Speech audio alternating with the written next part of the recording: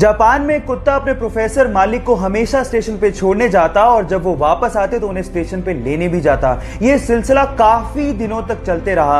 एक दिन वो कुत्ता अपने प्रोफेसर मालिक को छोड़ने गया, लेकिन जब वो वापस लेने गया तो प्रोफेसर वापस ही नहीं आए, क्योंकि प्रोफेसर की क्लास लेते वक्त हार्ट अटैक की वजह से मृत्यु हो गई थी।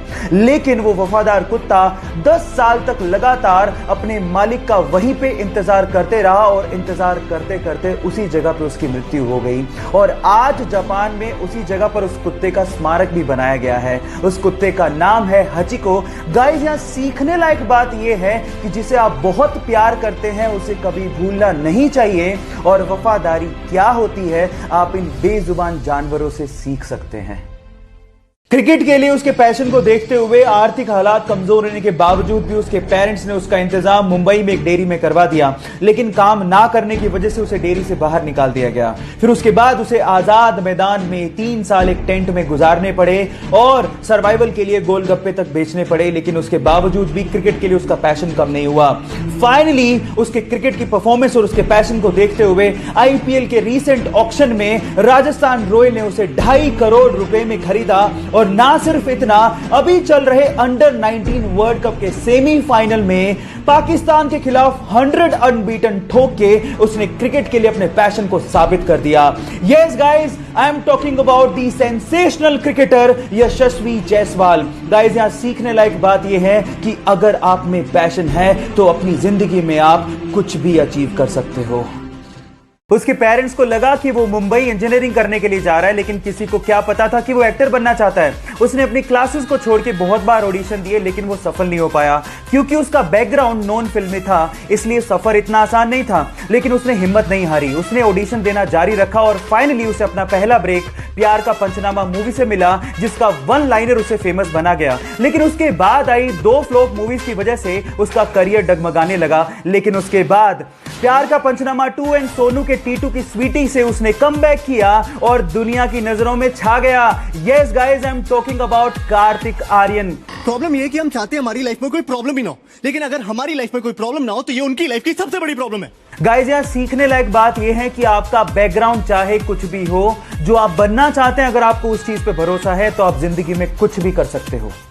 इंडिया के जोधपुर सिटी में रहने वाले इस कपल ने बहुत सारे बिजनेस ट्राई किए, लेकिन सब में असफल रहे। वो कुछ क्रिएटिव करना चाहते थे, लेकिन कुछ दिमाग में नहीं आ रहा था। एक दिन उनको कबाड़ में पड़ा हुआ एक टिन का डब्बा मिला। उन्होंने सोचा कि क्यों ना इसी को रिसाइकिल किया जाए, और फाइनली उन्होंने उसी टिन के डब्बे को एक खूबसूरत बैठने वाले स्टूल में कन्वर्ट कर डाला।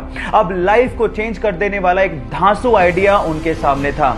जिस चीज को लोग वेस्ट समझते थे, उसी को ही उन्होंने क्रिएटिव प्रोडक्ट में बदलना शुरू कर दिया था। पहला ऑर्डर उन्हें डेनमार्क से मिला और देखते ही देखते उन्होंने एक ऐसी कंपनी खड़ी कर डाली जो कि 36 देशों में अपना बिजनेस करती है और आज इंडिया की सबसे बड़ी रीसाइकिल हैंडीक्राफ्ट कंपनी है।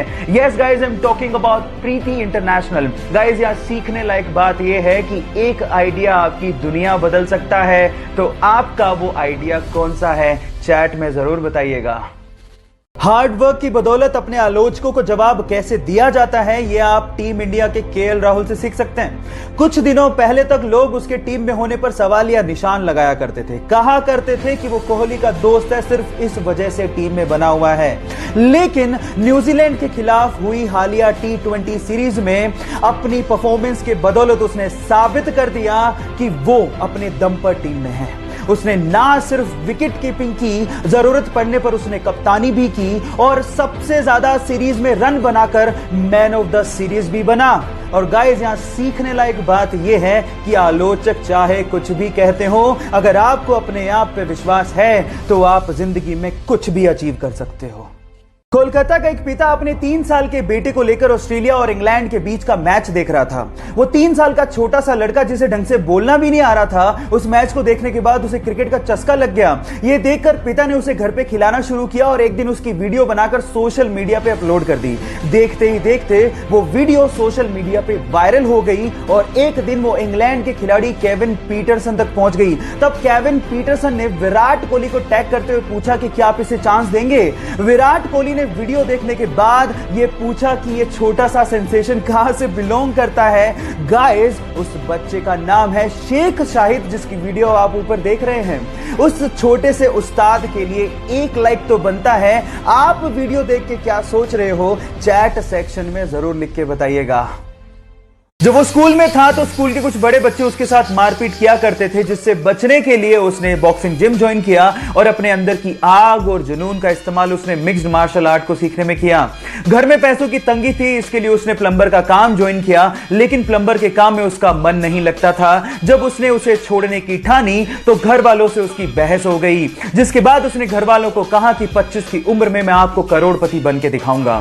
फिर उसने अपनी फाइटिंग स्किल्स पे काम शुरू किया और उसके बाद 2007 में उसने अपनी पहली यूएफसी फाइट लड़ी और उसमें धमाकेदार जीत दर्ज की और उसके बाद उसने पीछे मुड़ के कभी नहीं देखा और आज वो पूरे विश्व में सबसे महंगा यूएफसी फाइटर है। Yes guys, I am talking about the notorious Conor McGregor. Guys, यहां सीखने लायक बात यह है कि अगर आपके अंदर किसी चीज को लेकर जुनून हो तो आप जिंदगी में कुछ भी अचीव कर सकते हो।